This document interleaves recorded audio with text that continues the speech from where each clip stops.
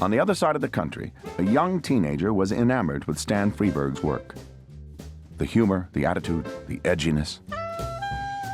While still in high school, he began performing on local TV shows in Washington, D.C., including a kids program hosted by Willard Scott. I was Farmer Willard, and there was a kid there who was 16 years old who brought a bag, literally like a burglar, second-story burglar's bag of little things, and he called them Muppets.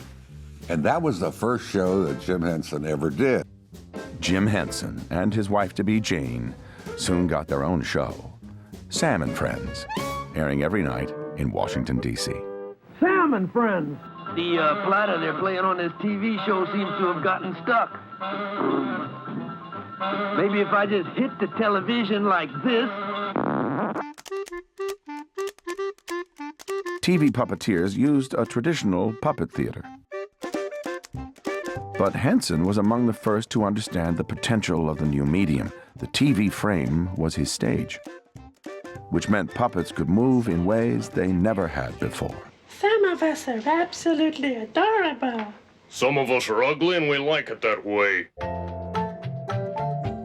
Henson's innovations didn't end there. He used soft materials so that his characters could be more expressive. He added control rods rather than strings for more precise movement. And he extended his puppetry to include life-sized characters. Gradually, his characters evolved from Sam to Ralph to his trademark, Kermit the Frog.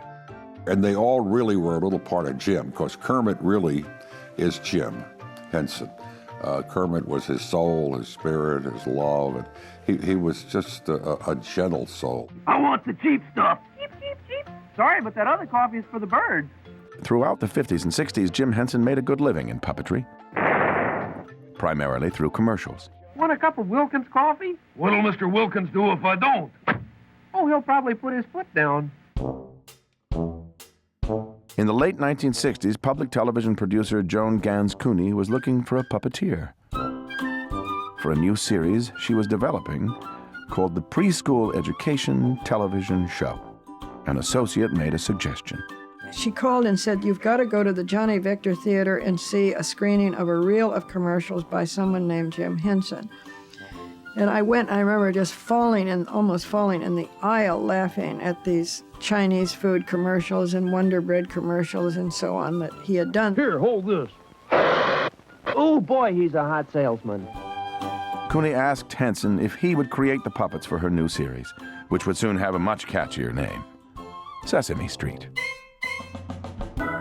But Jim Henson was not interested. Not at first. He saw puppetry as an art form that tapped adult sensibilities. Reaching children was far off his radar.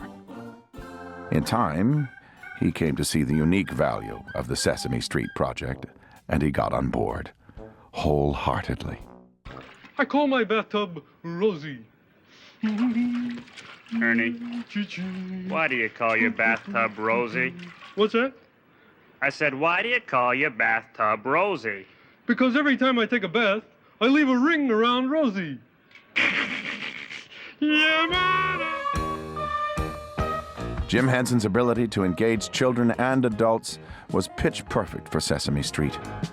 The series went on to become the most innovative and successful national children's program of all time.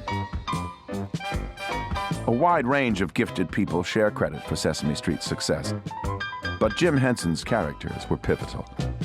Characters that made their debut on a local TV show in Washington,